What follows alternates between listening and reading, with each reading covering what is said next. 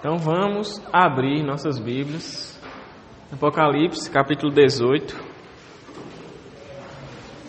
versículo 20. Esse texto aí que vocês estão vendo. Que galera, meu.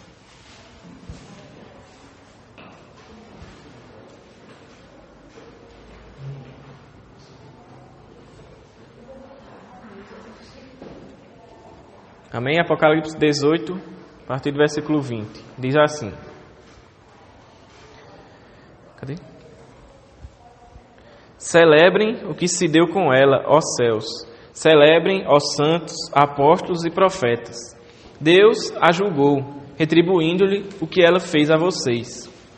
Então, um anjo poderoso levantou uma pedra do tamanho de uma grande pedra de moinho, lançou-a ao mar e disse: com igual violência será lançado por terra a grande cidade de Babilônia, para nunca mais ser encontrada.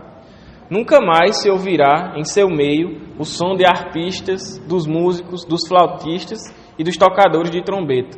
Nunca mais se achará dentro dos seus muros artífice algum, de qualquer profissão. Nunca mais se ouvirá em seu meio o ruído das pedras de moinho. Nunca mais brilhará dentro de seus muros a luz da candeia. Nunca mais se ouvirá ali a voz do noivo e da noiva. Seus mercadores eram os grandes do mundo. Todas as nações foram seduzidas por suas feitiçarias. Nela foi encontrado sangue de profetas e de santos, e de todos os que foram assassinados na terra. É isso. Então, dando continuidade ao que a gente vinha estudando, no capítulo 18 de Apocalipse, e como vocês sabem, né, o capítulo 18 de Apocalipse trata da queda da Babilônia, a destruição da Babilônia. E essa Babilônia aqui é o mundo, né, o sistema maligno governado por Satanás, e mais especificamente o reino do anticristo, quando o anticristo em pessoa vier. Esse reino, esse mundo que aqui João chama de Babilônia, né? Ele está descrevendo a destruição dele, da Babilônia, né, do reino do anticristo, a partir do capítulo 18. E aí, desde o começo do capítulo 18, ele vem falando como será essa destruição, os motivos pelos quais a Babilônia vai ser destruída, como ela vai ficar, né, que a gente viu, ela vai ficar uma cidade arrasada, desolada, os demônios vão tomar conta, animais e tal, tudo aquilo que a gente viu, toda aquela imagem de uma cidade destruída, né. Vai ter um incêndio, a fumaça vai estar lá. E semana passada a gente viu que os reis, os mercadores, os comerciantes, o pessoal lá que trabalha com comércio marítimo, né, os marinheiros e tal, eles vão ficar todos de longe, né, é o que diz, né, o que a gente viu semana passada, ficam de longe, observando a cidade destruída, a Babilônia destruída, e vão lamentar por causa dela, né. Então, é uma cena de uma destruição realmente completa, né? Essa cidade que aqui João faz essa como se fosse realmente uma cidade, né? Esse reino do anticristo, como se realmente fosse uma cidade, vai ser completamente destruída. E juntamente com ela, todos aqueles que, como ele fala também no capítulo 17 e 18, todos aqueles que se prostituíram juntamente com ela. Ou seja, cometeram as práticas imorais que ela comete e que ela prega juntamente com ela, né? Idolatria, impureza sexual e aí por aí vai. E aí, hoje, a gente vai ver essa porção de texto que encerra o capítulo 18 e encerra, vamos dizer assim, essa sessão, né, que como a gente viu, começa no capítulo 17 e termina no capítulo 18, que é falando justamente, especificamente sobre a destruição da grande Babilônia, que é a grande prostituta lá do 17. Aí hoje a gente encerra continuando essa narrativa, né, da destruição da Babilônia. Tipo, vai mostrar o que acontece, o que sucede após essa destruição. E aí no versículo 20, como a gente leu, ele começa falando, né, celebrem o que se deu com ela, ó céus. Essa palavra, celebrem aqui, né? Cadê? A igreja se alegra, né? Os céus e tal. Aí, esse termo, se alegrem, está no imperativo, ou seja, é uma ordem. A gente não sabe de onde essa ordem parte, mas, vamos dizer assim, seria do céu. Vem do céu. Ou vem da parte de Deus, ou vem de um anjo, vem de alguém. E essa ordem, isso é uma ordem dada para os céus. Ou, como a gente pode traduzir literalmente, né, os do céu. É uma partícula de vocativo que indica assim, que é tipo do céu, né? Que a origem deles, não a origem, mas eles são do céu, né? Vamos dizer assim. Então ele está chamando os do céu a se alegrarem. Não chamando, mas mandando, né? É uma ordem, ordenando com que os do céu se alegrem. E aí quem são os do céu que devem se alegrar? Aí ele fala, né? Os do céu, ele fala, são os santos, apóstolos e profetas. Quem são os santos, apóstolos e profetas? Algumas pessoas entendem que, tipo assim, esses três termos são resumidos em dois grupos. Os santos, que é como se fosse uma designação geral, santos para todos. Aí, esses santos são divididos em apóstolos e profetas. Tipo assim, alguns dizem que são dois grupos, apóstolos e profetas, e que esses são santos. Só que quando a gente vai ver o texto e a forma como o texto é escrito, é tipo assim, se a gente fosse traduzir literalmente, né? Ele fala assim, se alegrem sobre ela, os do céu aí, e os santos, e os apóstolos, e os profetas. Então ele usa o "e" 3 vezes, e isso a gente entende que é para designar 3 grupos diferentes. Então são os santos, os apóstolos e os profetas. São 3 grupos diferentes. Diferentes assim, né? Só... Como se fosse, vamos dizer assim, um monte de bolinha branca, só que 3 potes diferentes. As bolinhas são iguais, só que cada um está em um pote diferente, entendeu? Então a ideia é que santos se refere, né, aos cristãos, ao povo de Deus, os que são santos, os crentes, vamos dizer assim. Apóstolos se referem aos apóstolos, os 12 lá, e profetas são os profetas. Pronto, alguma dúvida em relação a isso aqui? Então é isso, são 3 grupos, né? Como eu disse, alguns entendem que são 2, mas a forma como o texto está escrito indica que são 3. Né? Então são os santos, que seriam os crentes, a igreja, os santos. Os apóstolos, que seriam os líderes da igreja no primeiro século, né? Não, isso aí não. Só os 12. Que 13?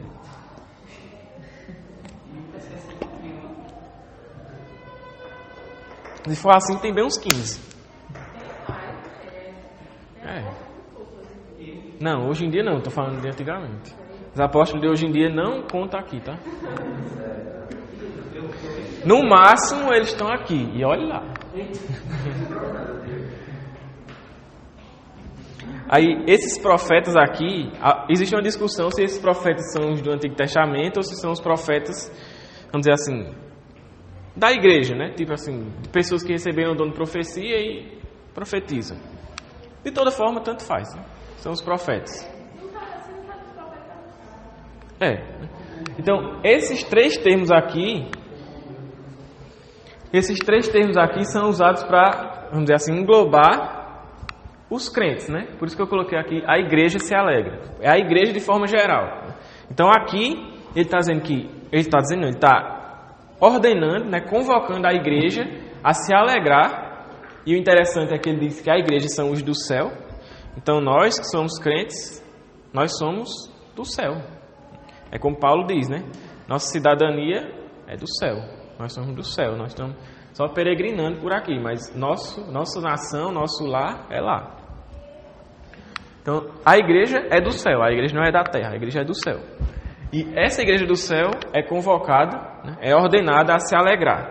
Aí a gente vendo todo o contexto do capítulo 18, né, que é a destruição da Babilônia, a destruição dos ímpios, dos pecadores que não se arrependeram. Aí a gente pode se perguntar, caramba, véio, mas tanta gente sendo destruída, morta, julgada, e a gente vai se alegrar por causa disso? A gente recebe uma ordem para se alegrar, parece meio... como é que eu falei? Parece meio inapropriado, né? A gente se alegrar por causa da destruição de outras pessoas. Só que a ideia não é essa. A ideia não é uma alegria, vamos dizer assim, como é que fala? Tem um termo, mas vou dizer assim, como se fosse coisa de psicopata, né? de ver alguém lá sofrendo, morrendo, e a pessoa... Não é essa a ideia. Você se alegrar pelo sofrimento e pela dor dos outros. Tanto que no versículo 20 ele ainda diz, né? O motivo da alegria. E aí ele fala... sadismo, né? Essa palavra aí. Aí ele fala, celebrem aos santos e profetas. Aí ele diz, Deus a julgou, retribuindo o que ela fez a vocês. Então é tipo aquilo que ele fala lá no versículo, lá no capítulo 16, no versículo 4, no versículo 5. Né? Quando ele celebra, aí o povo de Deus, os anjos e tal, estão celebrando a Deus, né? Por causa da sua justiça. E ele diz, o sangue, pois ele diz assim, né? Tu és justo, tu, o santo, que és e que eras, porque julgaste essas coisas, porque eles derramaram o sangue dos seus santos e dos profetas, e tu lhe deste beber, e tu lhe deste sangue para beber como eles merecem. Então é um louvor à justiça de Deus. Ele está louvando a justiça de Deus. E aqui é a mesma coisa. Essa alegria é porque a justiça de Deus está sendo vindicada. Não é uma alegria pelo sofrimento do outro. É uma alegria porque a justiça de Deus está sendo revelada. Está finalmente, vamos dizer assim, aparecendo, né? Aí é tipo assim, a justiça alegra o coração dos justos. Não tem, por exemplo, você está, sei lá, hoje em dia na sociedade você vê tantas pessoas fazendo injustiças, corrupção e aí por aí vai, injustiça de qualquer tipo, de qualquer forma, em qualquer área da vida, e você se fica indignado em relação a isso, você se ira em relação a essa injustiça, e você olha para aquilo como se, tipo, ela não vai receber, a justiça não vai ser feita, né? E você, de certa forma, se entristece com essa injustiça. Nesse dia, quando Deus vier julgar o mundo, os ímpios, né, a Babilônia e o mundo, justiça será feita. Toda essa injustiça que aparentemente está sem, vamos dizer assim, como é que fala? Punição, está sem, tem outro termo, mas toda essa injustiça que está, vamos dizer assim, sem ser julgada, né? Nesse dia, quando Jesus vier, quando Deus vier para destruir a Babilônia, essa justiça será feita. Então não vai ficar nenhuma injustiça assim por debaixo do pano, do tapete, né? Tudo será julgado, toda injustiça será julgada e juízo será feito. Justiça será feita, né, no juízo de Deus. Então isso vai alegrar o coração da igreja, porque a igreja vai ver que Deus, não como se a igreja duvidasse, né, mas a igreja vai ver claramente Deus é justo e vai louvar a Deus pela sua justiça. Então essa é a ideia, esse é o motivo da alegria. Não por vingança ou por, tipo assim, o sentimento, né, do sabor de mel, né, da música lá, Sabor de Mel. Que eu estava na prova, você não me ajudou, agora, quando eu estiver na bênção, você vai se arrepender. Não é essa a ideia. A ideia é que a justiça de Deus está sendo vindicada e isso alegra o coração dos justos. Beleza. Então, esse é o motivo da alegria, né? A justiça de Deus. É o motivo da alegria da igreja. O motivo pelo qual a igreja é convocada a se alegrar. Aí, após isso, a gente vê essa cena, a Babilônia foi destruída, foi julgada, a igreja se alegra porque a justiça de Deus foi feita. Aí após isso, versículo 21, ele começa, né, a descrever uma outra cena, que aí ele diz que ele viu um anjo poderoso. A gente já viu essa designação, né, esse título em algumas situações de anjos poderosos que aparecem e fazem alguma coisa. E sempre tem a ver com alguma... Como é que fala? É algum evento, vamos dizer assim, entre aspas, especial, né? Porque Apocalipse todo é especial, mas assim, algum evento específico que esses anjos poderosos, que ele chama, talvez seja o mesmo, talvez não, né? Não tem como saber, mas que esse anjo poderoso se levanta e faz algo para indicar alguma coisa. Aqui, o que é que o anjo poderoso está fazendo? Ele fala no versículo 21 que o anjo poderoso levantou uma pedra do tamanho de uma grande pedra de moinho e lançou ao mar. Então João vê a figura de um anjo poderoso, um anjo forte, não sei se era bombado, assim, mas era poderoso. E ele está lá, provavelmente de pé, né, que os anjos estão na maioria de pé, e o que João vê é ele levantando uma pedra de moinho. E aí ele diz que é uma pedra grande de moinho. O que é uma pedra de moinho, né? Aí, para a gente ter uma ideia do que seria uma pedra de moinho, vamos lá para Mateus, capítulo 18, versículo 6. Aí quem achar pode ler aí para a gente. Entretanto, se alguém quiser tropeçar desses pequeninos, melhor lhe seria amarrar uma pedra de moinho no pescoço e se afogar nas profundezas do mar. Pronto, então, isso é Jesus, né, falando assim, parafraseando, né? Se alguém fizer tropeçar um desses pequeninos, algum dos seus discípulos e tal, se alguém fizer algum deles tropeçar, é melhor pegar uma pedra de moinho, amarrar no pescoço e se jogar no mar. Por quê? Porque pedra de moinho, uma pedra de moinho não é uma britazinha, um cheixo, um negocinho assim. Uma pedra de moinho é esse negocinho aqui, ó. Tá vendo essa pedona aqui, gigante, e pesada e grande, que era usada para moer, né, grãos. Aqui, ó, tem os grãos aqui, era para moer, né? E era carregado por um jumento, ele ficava rodando aqui enquanto fazia isso, né? Essa pedra aqui é a pedra de moinho. E Jesus disse que era melhor que amarrasse no pescoço e jogasse no mar. Se jogasse no mar do que fazer tropeçar um dos seus discípulos. Por quê? Porque era uma pedra grande e pesada. E aí quando é jogada no mar, ela afunda até chegar no fundo, né? No fim lá. Ela não vai boiar, ela vai afundando para sempre. Então, até que, vamos dizer, você joga a pedra e fica olhando, até que você não consiga mais ver. Né? Ela afundou totalmente, você não consegue mais ver. Essa é a ideia, quando Jesus fala isso. É melhor você amarre isso, você vai se afundar lá nas profundezas do mar, do que fazer tropeçar um desses pequeninos. Pedra de moinho é isso. É uma pedra grande, pesada, que é usada aqui para moer os grãos aqui, né? E aí, aqui no versículo 21 de Apocalipse, ele diz que ele vê um anjo poderoso, levantando uma pedra dessa, que a gente acabou de ver, é uma pedra grande e pesada. E o que é que ele faz? Pega essa pedra e joga no mar. A ideia é a mesma do que Jesus falou aqui em Mateus 18. A pedra vai afundar até não mais ser vista, e vamos dizer assim, né? Ninguém vai lá na profundeza do mar para pegar uma pedra de moinho, né? Então ela vai ficar lá abandonada para sempre. Nunca mais será vista e vai ficar lá abandonada, né? Jogada lá.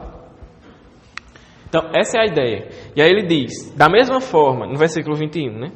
Da mesma forma, quando ele diz, com igual violência, será lançada por terra a grande cidade de Babilônia, para nunca mais ser encontrada. Então, do mesmo jeito que o anjo pegou essa pedra de moinho pesada, jogou no mar, ela afunda até o final e fica lá, e ninguém nunca mais acha, é a mesma coisa que vai acontecer com a Babilônia. A Babilônia vai ser, vamos dizer assim, né? Como se a Babilônia fosse essa pedra que o anjo levanta, vai ser levantada, jogada no mar, jogada no juízo de Deus, e vai ficar lá e nunca mais será encontrada. Vai ser, é aquilo que a gente já vinha falando anteriormente, a ideia de um juízo completo. Ela vai ser totalmente destruída. Não vai ter, vamos dizer assim, o reino das trevas 2.0. Não vai ter outro anticristo que vai surgir e vai reerguer o reino das trevas. Não. Quando o juízo vier, acabou-se. Não tem mais, nunca mais será encontrada, nunca mais será restaurada, vamos dizer assim, né? Então essa é a ideia, né? Essa pedra é lançada ao mar, afunda para sempre, vai para as profundezas lá, nunca mais ninguém acha. Então desaparece. E é isso que vai acontecer com a Babilônia. E Babilônia aqui, mais uma vez, né? Eu sempre estou falando isso, mas para ficar claro na mente. Babilônia aqui não é a Babilônia literal, que já havia se destruído há muito tempo. E não é somente Roma, no contexto de Paulo, ou de João. De Paulo também, né? Mas não é somente Roma aqui. Mas é um título, né? Uma forma como ele chama o reino do anticristo.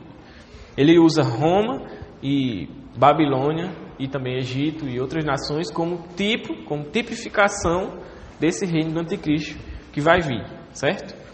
E nesse reino do anticristo vai estar, vamos dizer assim, não resumido, mas vai estar ali todo o reino do mundo, todo o mundo. Esse mundo que quando a gente estuda a primeira carta de João, a gente entende que é esse sistema maligno governado por Satanás. O mundo que jaz no maligno. O mundo é isso. Ele só vai, vamos dizer assim, aparecer de forma mais palpável, vamos dizer assim, quando o anticristo chegar. Mas como João fala na primeira carta dele, o espírito do anticristo já está aí, há muito tempo, e já está enganando a galera. Aí quando o anticristo vier, esse negócio vai ficar mais, vamos dizer assim, mais claro, né, mais evidente. E aí depois vai ter tudo que tem para ter, vai perseguir a igreja, matar gente, fazer ruindade, se alegrar pela morte dos crentes. Depois Deus vai vir julgar e acabou-se. Certo? Alguma dúvida até aqui? Não?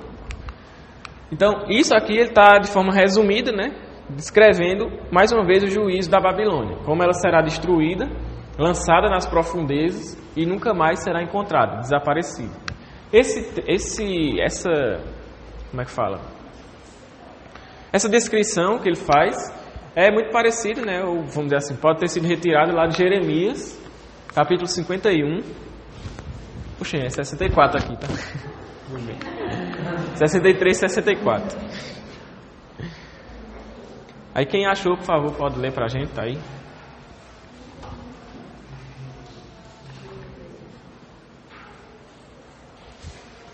Quando você terminar com este bolo, amarre o meio na pedra e aplique no Eufrates. Assim já não dará para não mais servir. O qual da desgraça trarei sobre ela. Seu povo cairá. E terminou as palavras de Jeremias. Então Jeremias está profetizando, né, da parte de Deus, dizendo que basicamente vai acontecer a mesma coisa que ele está falando aqui. Babilônia vai ser lançada nas profundezas como uma pedra e tal, vai ser destruída. A ideia é a mesma, né? Provavelmente João ele retira essa ideia lá de Jeremias. E como a gente viu, os profetas, principalmente profetas que profetizam sobre a escatologia, sobre o fim, são muito utilizados aqui por João também, né?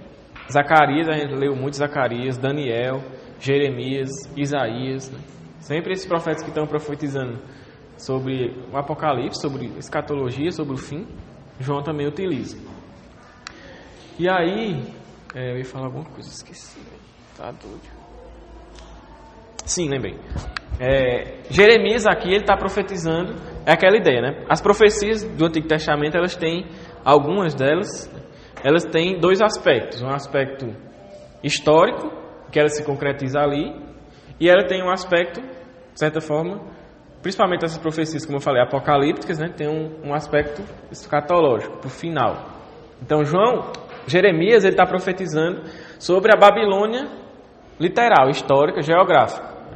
Porque era na época do Império Babilônico que Jeremias estava. E ele estava profetizando a destruição dessa Babilônia. Da mesma forma como ela foi destruída, tal como a gente leu. Só que João, ele utiliza esse mesmo texto, essa mesma ideia, e traz um aspecto mais abrangente.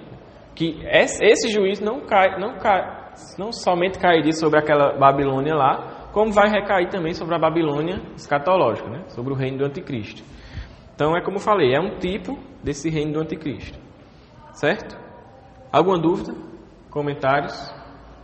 Não? Então vamos passar. Vamos adiante. Então, no versículo 20, nós somos exortados a se alegrar, porque a justiça de Deus é vindicada, e depois, no versículo 21, chega um anjo e faz uma demonstração, né, de como a Babilônia será julgada, será destruída e completamente vai desaparecer. Aí, ele vai continuar descrevendo essa destruição da Babilônia, só que agora ele vai falar sobre elementos da vida que desaparecerão junto com a Babilônia. Como assim? Porque é uma coisa interessante, porque todos esses elementos que ele vai falar a partir do versículo 22 são elementos da vida cotidiana.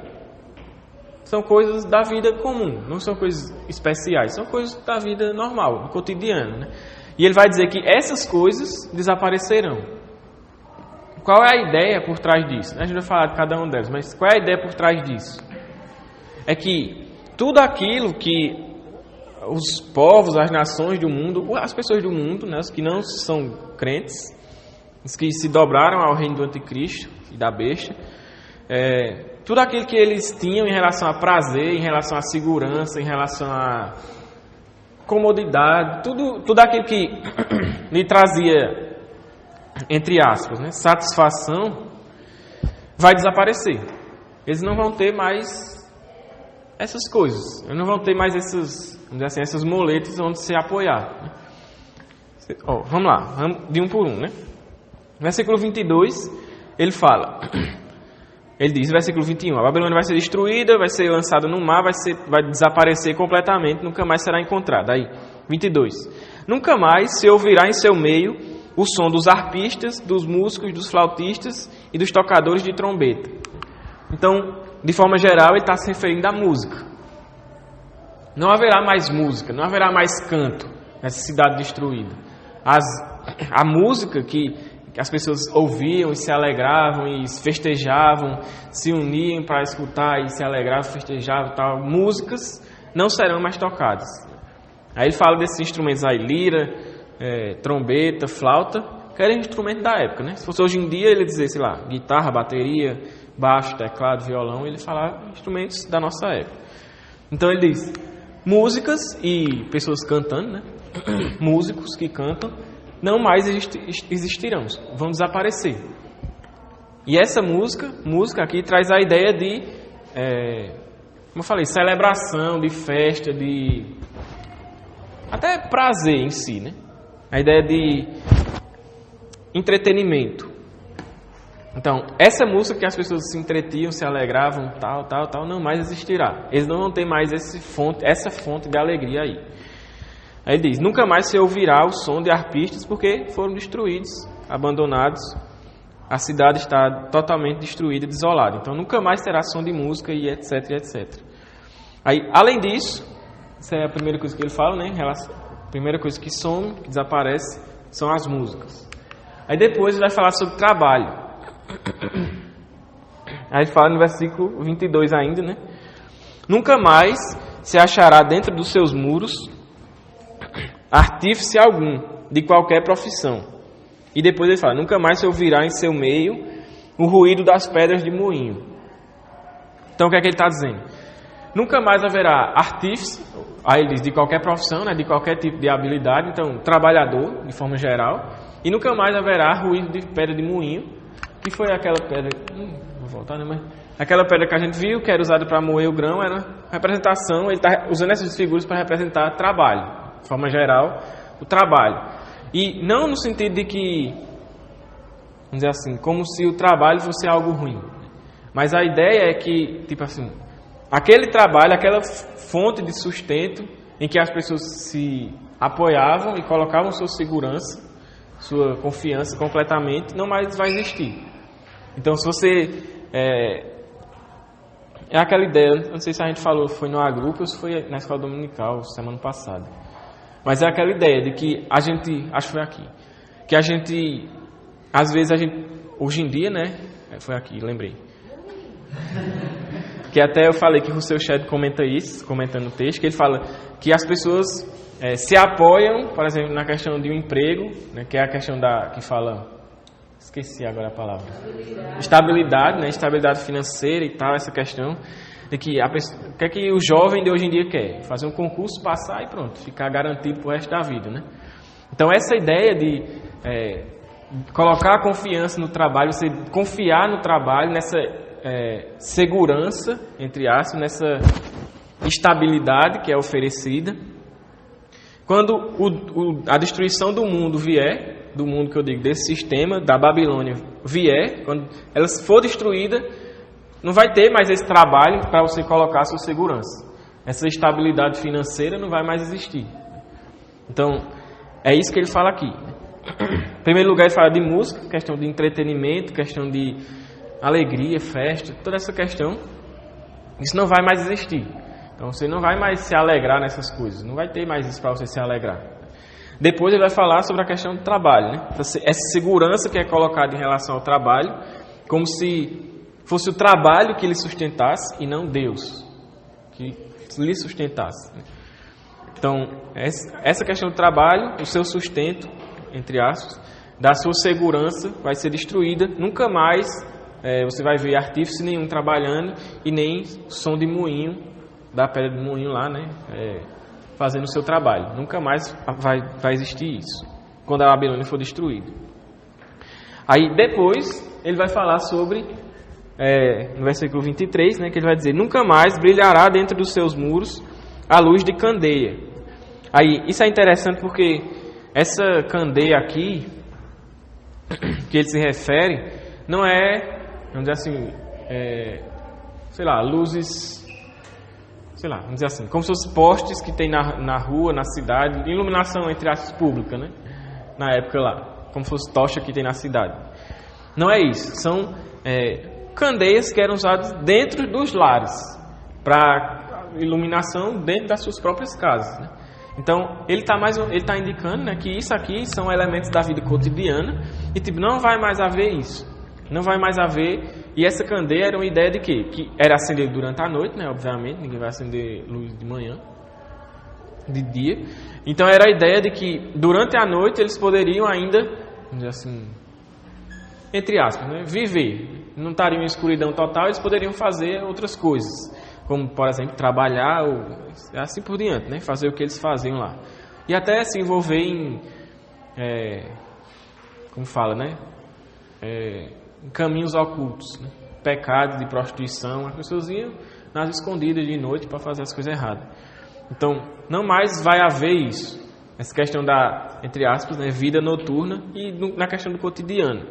Porque a luz nunca mais brilhará. Essa luz de candeia não mais vai estar acesa.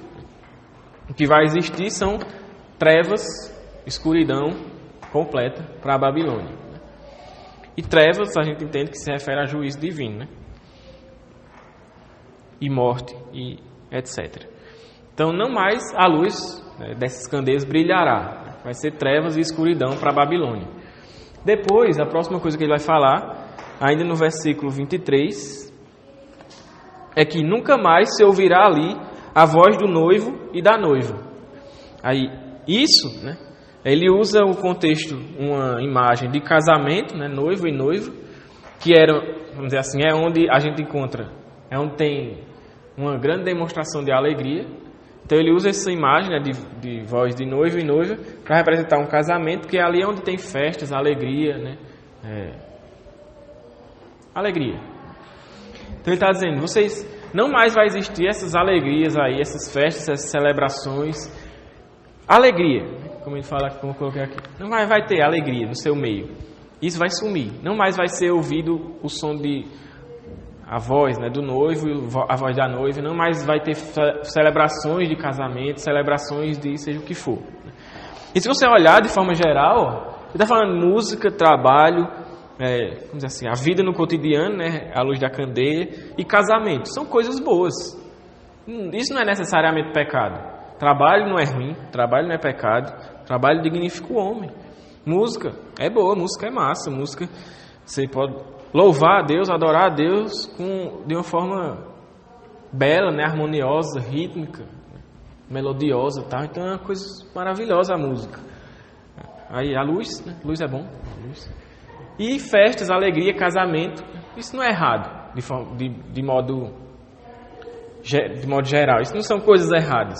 Só que o que é que está sendo tratado aqui? É aquilo que a gente falou. Essas coisas são coisas da vida do cotidiano em que as pessoas colocam todo o seu prazer, toda a sua segurança, toda a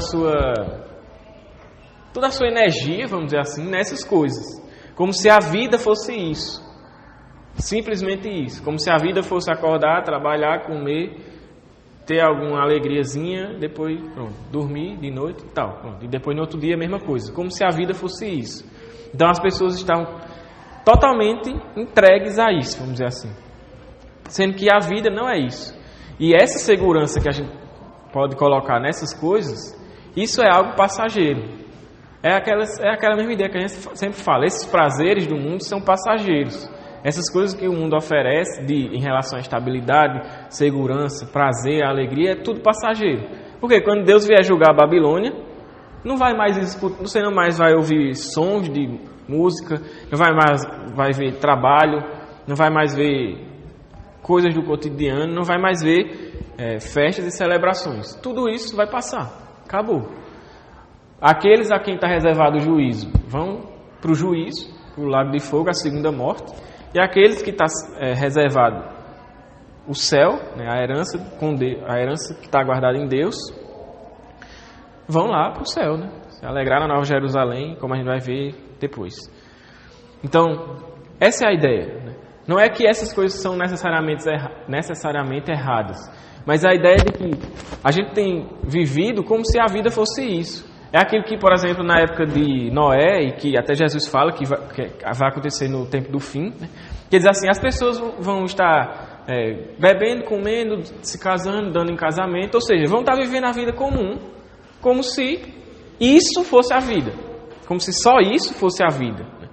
Então as pessoas vão estar só nisso, focadas só nisso, como se isso fosse o todo da vida. Só que a vida não é só isso. A vida é glorificar a Deus, obedecer os mandamentos de Deus, glorificá-lo e desfrutar das bênçãos que Ele derrama em nossas vidas por causa da sua graça. Isso é a vida. Aí isso a gente faz nas diversas áreas, casamento, trabalho, lazer, tal, etc. Mas de modo geral a vida é glorificar a Deus e desfrutar das bênçãos que Ele nos concede. E não, vamos dizer assim, esse ativismo, essa rotina que o mundo prega hoje em dia, de busca por isso, estabilidade, tal, riqueza, etc, etc, etc. A vida não se resume a isso. Tanto que quando a destruição vier, essas coisas acabarão e quem coloca sua segurança nessas coisas, sua confiança e, vamos dizer assim, de certa forma, entrega toda a sua vida a essas coisas, vai ficar, como a gente fala, né, sem chão. Isso vai sumir e agora? O que é que eu tenho? Nada. Só me resta trevas eternas, juízo, morte. É isso que vai acontecer com a Babilônia e todos que se prostituem juntamente com ela e que seguem os seus enganos. Nós, que somos cristãos, nós desfrutamos dessas coisas, mas para a glória de Deus. Então, quando essas coisas passarem, a nossa esperança e a nossa segurança, que é Deus, permanece. A palavra de Deus permanece. Então, a gente não vai ficar, como eu falei, sem chão, né? A gente tem esperança, a gente tem, como fala o Salmo 121, a gente pode elevar os olhos e saber de onde vem o nosso socorro. Certo? Certo? Alguma dúvida? Comentário? Não? Então vamos para adiante, né? Aí ele vai falar mais uma vez, né, vai apresentar mais uma vez o motivo da destruição da Babilônia.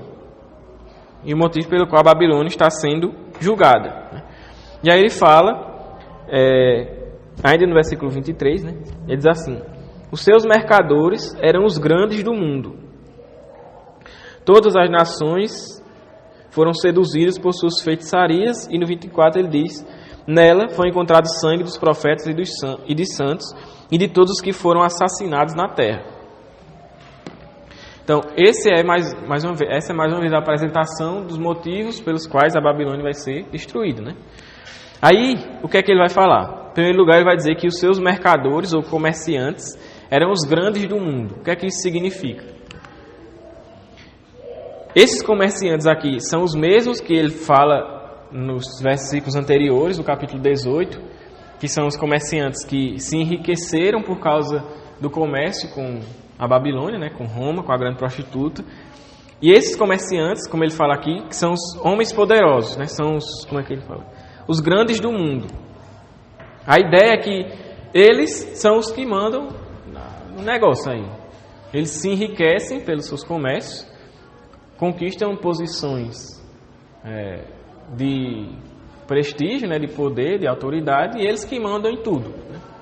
É como a gente vê, por exemplo, hoje em dia, né? Quem é que, de certa forma, manda no comércio global?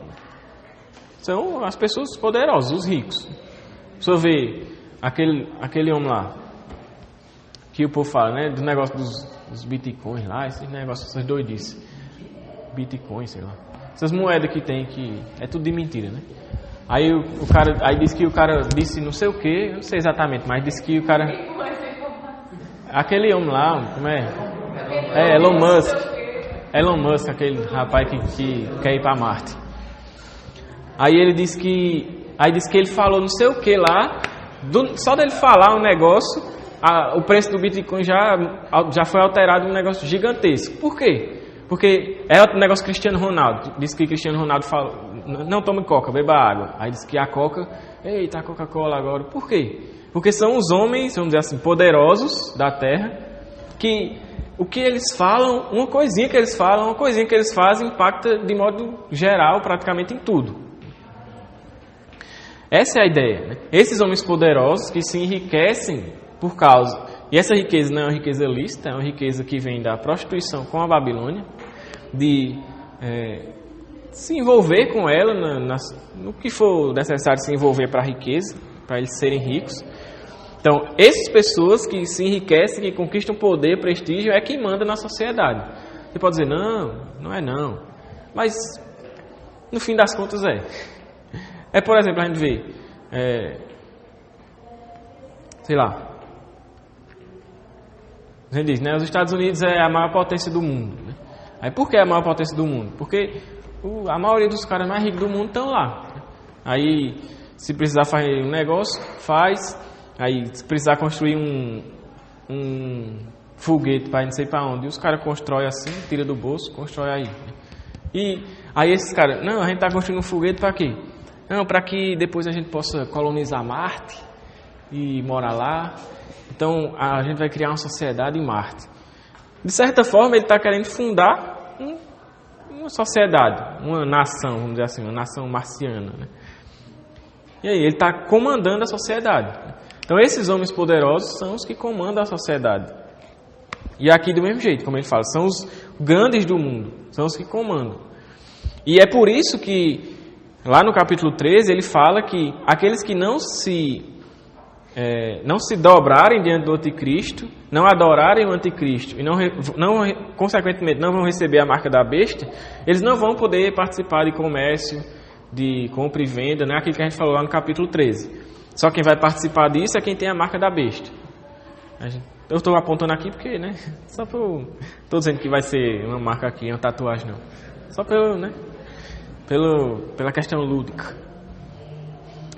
Então, aqueles que se envolvem, se prostram diante do anticristo, adoram a ele, vão poder comercializar, vão poder fazer parte desse comércio, que com certeza, provavelmente será corrupto, né?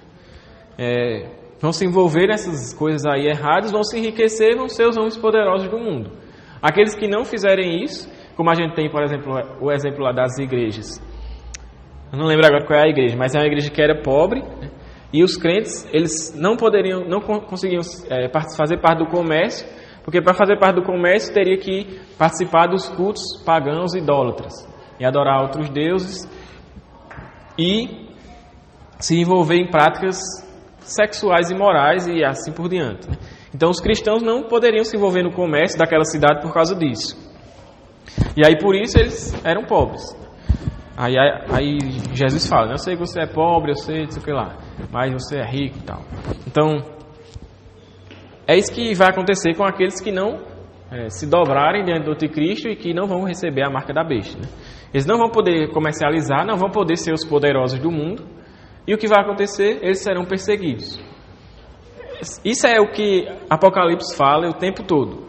A igreja será perseguida. Vai ter um momento em que o anticristo vai estar lá não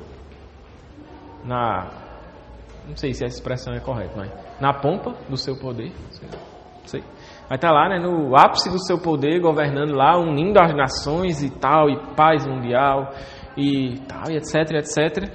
Vão perseguir o povo de Deus, a igreja será perseguida, não tem para onde correr não, se você acha que você vai fugir da perseguição, só se você morrer antes dela vier, certo? Se você estiver vivo, você vai ser perseguido. Então, a igreja será perseguida, muitos cristãos serão mortos, aquilo que a gente viu lá no capítulo 11, e o interessante é que o mundo vai celebrar a morte dos cristãos. Ele fala das duas testemunhas, que eles colocam as duas testemunhas lá em praça pública, para todo mundo ver, e todo mundo chega lá, vê e se alegra, e bate palma, e canta, e festeja por causa daquilo, né? Então o mundo vai perseguir a igreja, vai se alegrar por isso, vai achar que está ganhando, e aí Deus vem e... opa, acabou-se. Acabou a mamata. Certo? Então esses mercadores, esses comerciantes, eles são os poderosos do mundo, eles vão mandar no negócio todo aí, até chegar o momento do seu juízo. Né? E eles vão mandar de forma, né, corrupta, impura, pecadora, da forma como o mundo e Satanás age, né? Aí, além disso, além dos comerciantes que vão governar o mundo, e é interessante porque o fato dele falar comerciantes traz a ideia de que o foco deles é justamente a questão do lucro, de riquezas. Então, cada vez mais, a gente vê o povo rico de uma forma que a gente não consegue nem imaginar o tanto de dinheiro que esse povo tem. Só que o povo ainda quer mais, e quer mais, e quer mais, e quer mais, e quer mais. Né? Então, esse é o foco deles. E aí eles se tornam uns poderosos e mandam em tudo. Né? Aí, além disso, ele vai falar sobre a questão de idolatria. Como assim idolatria? Porque ele diz assim, né? Os mercadores eram os grandes do mundo, aí ele fala: todas as nações foram seduzidas por suas feitiçarias. Essa palavra feitiçaria também pode ser usada como, pode ser traduzida como magia, né? Ou questões relacionadas ao ocultismo, essas coisas. Ou também, que é essa palavra aqui, ó, farmaqueia, que a gente até já falou sobre isso, que é de onde vem a palavra farmácia, que é relacionada a poções, né? Vamos dizer assim, poções mágicas, drogas, de forma geral.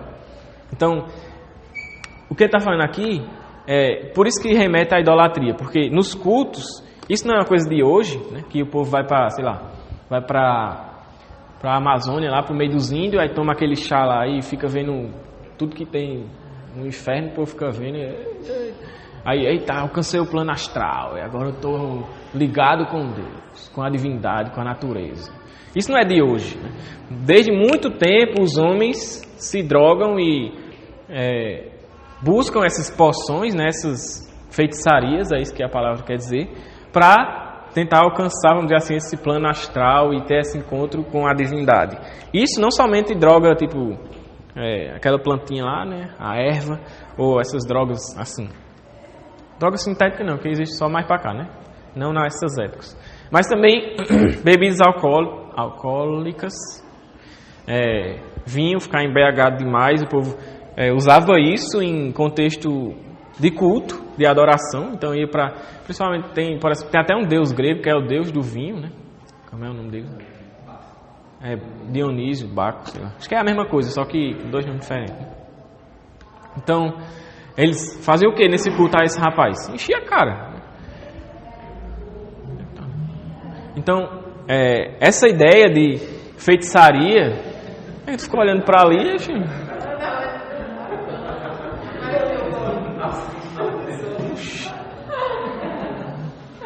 Tá vendo coisa ali? Eu tava olhando a câmera, porque apareceu isso com notificação, achei que ia parar o vídeo. Então, essa ideia de feitiçaria, essas poções mágicas, essas coisas que eram usadas, droga, vamos dizer assim, droga de forma geral, era usada nesse contexto de culto. Como hoje ainda é, né? Como eu dei, por exemplo, esse exemplo do chá que o povo toma para dizer que vai ficar no plano astral e... xamanismo. Hã? Que vai lá aqui na época da consciência, vai lá pra... Não, esse daí também tem, que é até o que fala. Eu sei que tem xamanismo, eu acho, um negócio assim. Que tem um xamã que ele sai... Não, tem uma coisa que fala, que é aqui do Brasil. Que é o cara que deu aquele fruto da...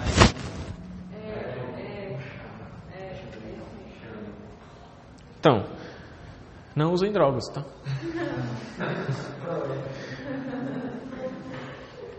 E nem usem drogas e nem façam coisas, questão de idolatria, né? Que está relacionada a isso. Aí um comentário interessante que eu gostaria de fazer foi uma coisa que eu vi essa semana na internet. Estava vendo um vídeo lá, aqueles cortes de podcast, né? Que o povo coloca. Aí é um rapaz que ele foi evangelizar em Londres. Aí disse que Londres, a maior figura, o maior ídolo da juventude de Londres é quem? Harry Potter. E todas as aquele ali faz nem gol. Então, e vamos dizer assim, essa visão, né, influencia a vida, como os jovens vivem. A forma como eles vivem é totalmente influenciada por Harry Potter. A gente entende que é uma ficção, que tipo, é uma ficção, né? Eu não vou dizer que é completamente errado nunca mais assistir Harry Potter. Se você assistir aquilo só como um negócio de entretenimento e não levar aquilo para a sua vida, assista. Só que você não pode, justamente essa é a ideia que eu estou falando. Como os jovens lá de Londres, que o cara falou, que eles são totalmente movidos por isso. A vida deles é guiada por um bruxo. Então, a gente precisa ter cuidado com isso. Sempre eu volto para aquela frase, né, que foi usada aqui na igreja num contexto de uma conferência. A gente, como é que fala? A gente se mistura com o mundo, mas sem se manchar. Porque a gente vive no mundo, mas a gente não pode se manchar com esse mundo. Então, a gente pode, como eu falei, né, assistir alguma coisa desse tipo? Pode. Agora assista e depois que terminou de assistir, esquece. Não.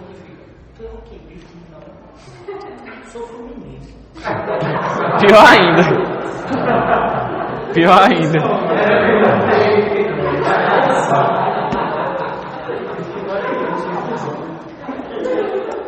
Pior ainda. E tipo assim,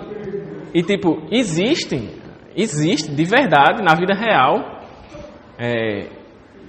escolas e vamos dizer assim, encontros de pessoas que se chamam bruxos e fazem feitiçarias e bruxarias.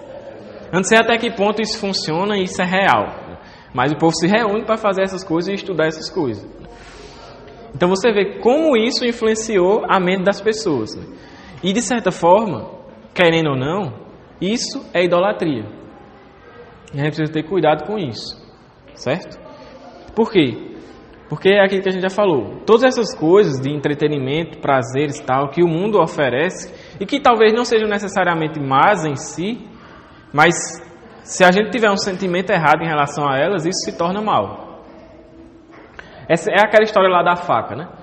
Uma faca foi feita para quê? Você pode usar a faca para cortar o pão e matar a sua fome. Só que uma pessoa com... Todos nós, né, que somos pecadores, a pessoa com um intuito ruim, pode pegar a faca e matar alguém. Então uma coisa que não era necessariamente para o mal, foi usada para o mal. Então a gente precisa ter cuidado com isso. É como eu vi até no Instagram de Augusto Nicodemos, ele falando ontem, né? Aquelas perguntas que o povo faz, aí o povo perguntou, o que é que você acha de crente que, por exemplo, bebe vinho, né? Aí ele fala, a Bíblia condena a embriaguez. A gente não pode reclamar daqueles que optam por, como é que fala? Abstenção. Se a pessoa escolhe se abster completamente, glória a Deus. Mas também a gente não pode reclamar daqueles que optam por, entre aspas, né, moderação. Que, sei lá, bebe um pouquinho e pronto. Não estou fazendo apologia à bebida não, tá? Tanto que se você perguntar, é para eu beber? Eu digo, não. Para mim, eu prefiro me abster completamente do que dar uma brecha para depois eu não conseguir ser moderado, vamos dizer assim, né? Então eu prefiro me abster completamente.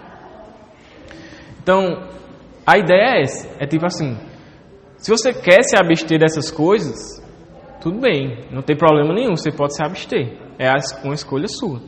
Se você quer, vamos dizer assim, sei lá, assistir ou fazer alguma coisa desse tipo assim, faça. Agora faça com moderação, faça da forma correta, sem deixar aquilo tomar conta da sua vida e sem deixar aquilo ser a sua vida.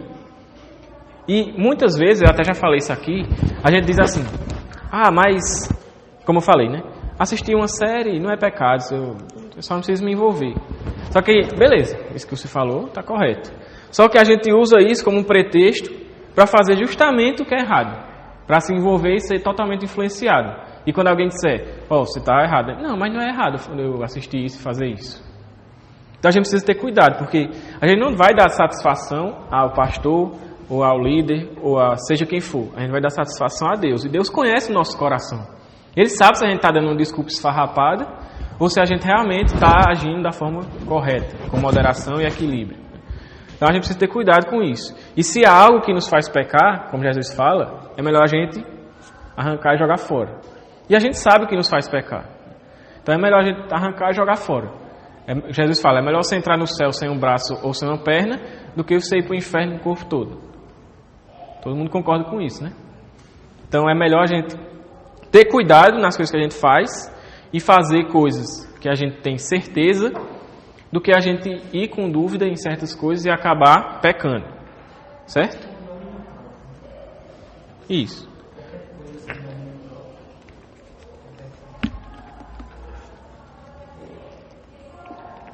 Tá bom?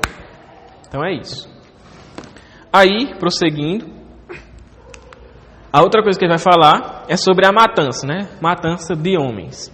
Ele fala no versículo 24 que nela, ou seja, na Babilônia, foi encontrado o sangue de profetas e de santos e de todos que foram assassinados na terra. Aí, a gente entende que, beleza, a primeira parte, né, quando ele diz, nela foram encontrados sangue de profetas e santos, então a gente entende que se refere à perseguição contra os cristãos, né? A Babilônia persegue e vai perseguir ainda mais os crentes, a igreja, né?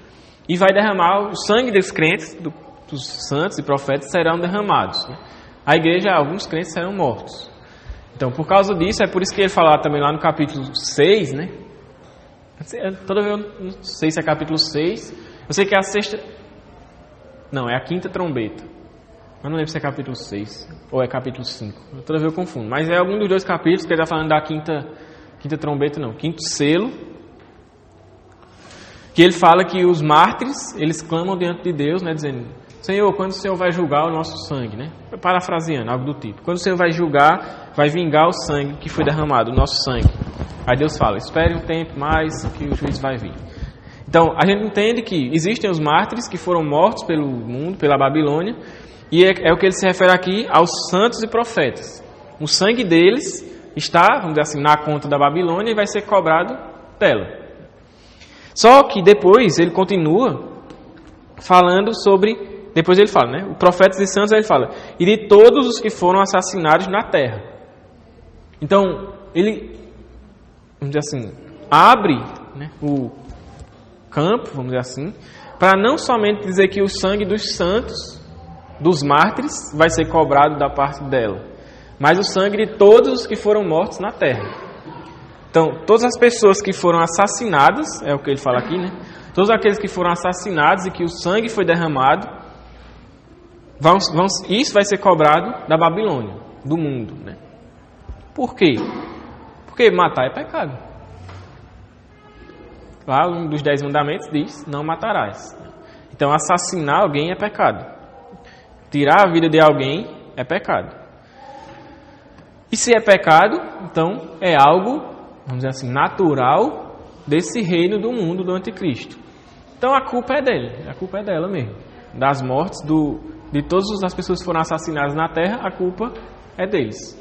Do mundo, dessas pessoas que estão nesse contexto. Então por isso que isso também vai ser cobrado da Babilônia. A morte dos santos, dos mártires e de todos os que foram assassinados na terra.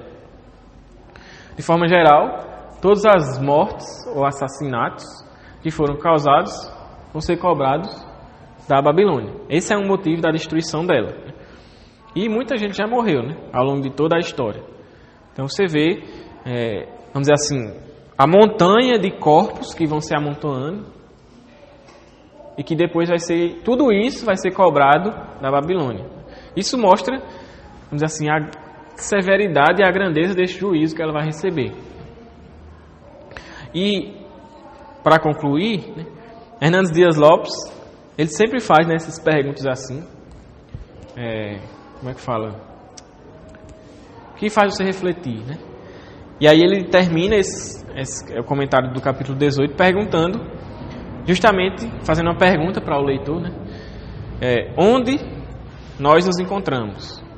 Se nós nos encontramos na cidade, a grande prostituta Babilônia, e estamos nos envolvendo com seus enganos e prostituições e idolatrias e tudo isso que a gente já viu, ou se nós acatamos a exortação da parte de Deus, que ele dá lá no versículo 4 do capítulo 18, e saímos dela, estamos fora desse contexto e não vamos receber esse juízo. Onde nós estamos? nós realmente somos selados com o Espírito Santo e não nos prostramos diante do anticristo e do espírito do anticristo que governa o mundo, ou nós falei o quê? Ou nós, não sei agora se eu falei, mas nós estamos nesse grupo aqui de gente ruim, ou nós somos crentes verdadeiros que buscam santidade, que buscam piedade, que buscam relacionamento com Deus e que a esperança está em Cristo. Em que grupo nós nos encontramos? Essa é a pergunta que Hernandes Dias Lopes faz e eu repasso para vocês.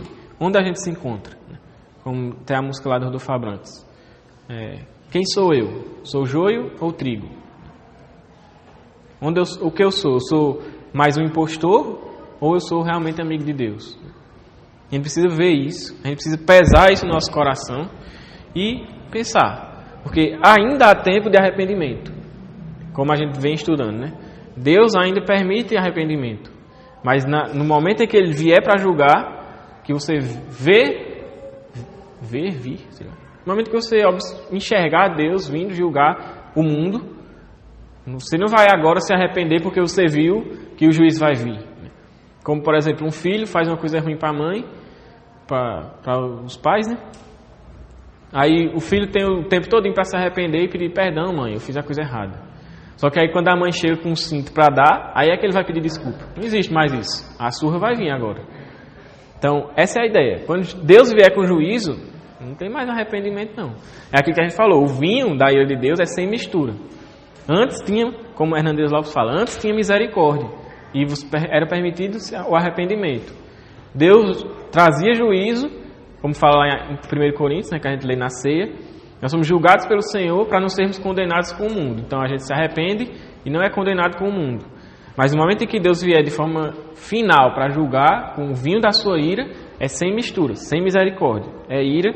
E quem se arrependeu, se arrependeu. Quem não se arrependeu, vai ficar de fora e vai receber o juízo de Deus. Então nós ainda temos tempo, né, para arrependimento. A gente ainda tem tempo para viver uma vida de crente de verdade. Sem dar desculpa, de ser crente mesmo. O que é ser crente? É isso, então é isso. Eu vou ser isso. Não ficar dando desculpinha de dizer, não, isso é muito difícil para mim. Isso tal, isso não sei lá. Não. Nós ainda temos tempo para nos arrepender e viver uma vida digna de Deus. Porque quando Deus vier, isso vai acabar. Como eu falei, vai acabar, a mamata vai acabar. Quem se arrependeu, se arrependeu. Quem não se arrependeu, vai ser julgado. Amém? Amém. Então é isso. Tchau, galera. Deixa o like, compartilha, se inscreve, comenta. E é isso.